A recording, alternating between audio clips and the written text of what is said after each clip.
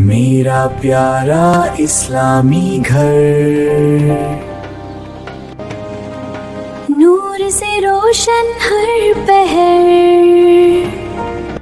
अल्लाह का नाम लिया जाए, हर काम में बरकत आए। अम्मी जान की नरम दुआ दिल को देती है ये जिला, अबू जान की सच्ची बात सिखलाती है अच्छी राह। फजर की प्यारी सी सदा जाग उठता है घर सारा, नमाज पढ़े हम सब मिलकर,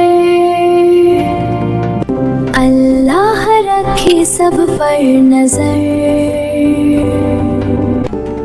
खाना खाते बिस्मिल्लाह,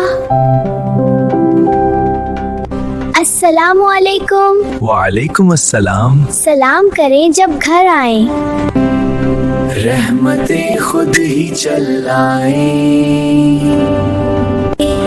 बहन भाई प्यार से रहे, कोई ना लड़े कोई ना कहे, कुरान की मीठी आवाज